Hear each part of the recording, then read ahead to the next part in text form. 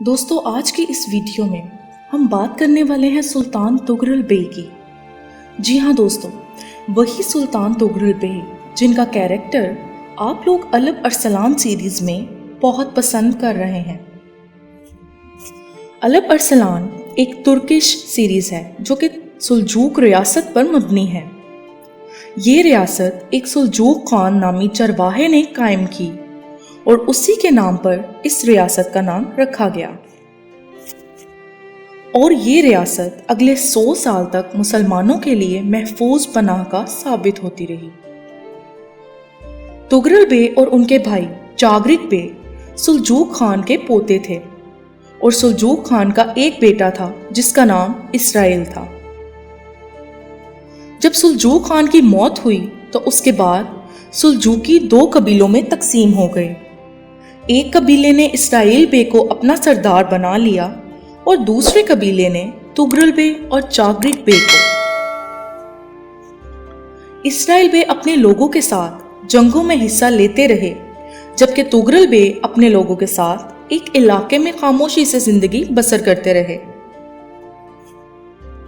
تغرل بے جنگ کے شہر میں 983 عیسوی میں پیدا ہوئے۔ ان کے والد کا نام میکائل تھا جو کہ ایک جنگ میں شہید ہو گئے، اور ان کی وفات کے بعد تغرل بے اور چاغرک بے کی پرورش کا ذمہ ان کے دادا یعنی سلجوق خان نے اپنے سر لے لیا۔ پھر یہ بچے پروان چڑھے اور سلجوقی جنگجو بنے، اور اس کے بعد تغرل بے سلجوقی سلطان بن گئے۔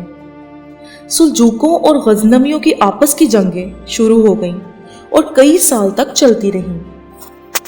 آخرکار 1040 میں دندناکن کی جنگ ہوئی، جس میں غزنویوں کو منہ کی کھانی پڑی اور سلجوقوں نے فتح حاصل کر لی۔ اس جنگ عظیم کے بعد سلجوقوں کا دور شروع ہو گیا۔ اس فتح کو حاصل کرنے کے بعد تمام سلجوقی گروہوں نے تغرل بے کو اپنا سردار مان لیا۔ اس کے بعد انہیں خلافت عباسیہ کی طرف سے رکن الدولہ کا خطاب ملا۔ سلطان تغرل نے سلطنت کا دارالحکومت نیشادور کو بنایا، اور یہ سلطنت تیزی سے دنیا کے نقشے پر پھیلنے لگی۔ ایک کے بعد ایک علاقے، شہر اور ملک فتح ہوتے گئے، جن میں پہلے فارس اور پھر عراق شامل ہیں۔ پھر اسلام کا وہ سنہرا دور آیا جب تغرل بے بغداد میں داخل ہوئے، وہاں 13 ماہ قیام کیا، اور چاغری بے کی بیٹی یعنی اپنی بھتیجی کی شادی خلیفہ قائم بن امراللہ سے کر دی۔ پھر سانجھار اور جزیرہ ابن العمر فتح کر کے اپنے سوتیلے بھائی ابراہیم انال کو سونپ دیے۔ پھر بغداد کے خلیفہ نے انہیں مشرق والمغرب الملک کا خطاب دیا۔ ابھی یہ سب کچھ چل ہی رہا تھا کہ 1059 میں تغرل بے کی زندگی میں 2 بڑے سانحے ہوئے، جن میں سے پہلا یہ تھا کہ تغرل بے نے اپنے بڑے بھائی چاغری بے کو کھو دیا، یعنی کہ ان کا انتقال ہو گیا، جو کہ ان کی طاقت تھے۔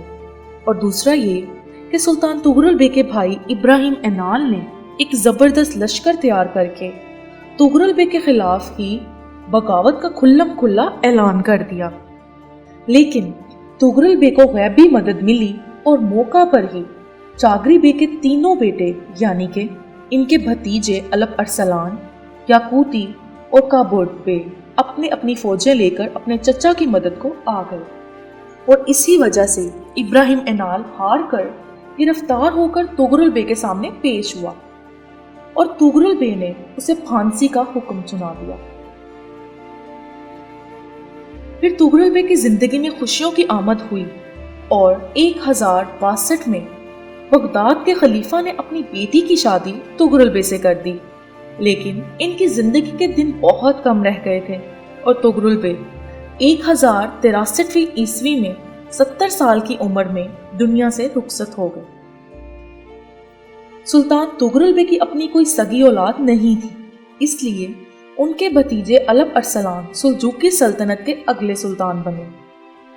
تو دوستو، یہ تھی تغرل بے کے زندگی کی کہانی۔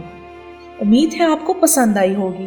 ایسی مزید ویڈیوز کے لیے हमारे चैनल को सब्सक्राइब कर दें और वीडियो को लाइक भी कर दें।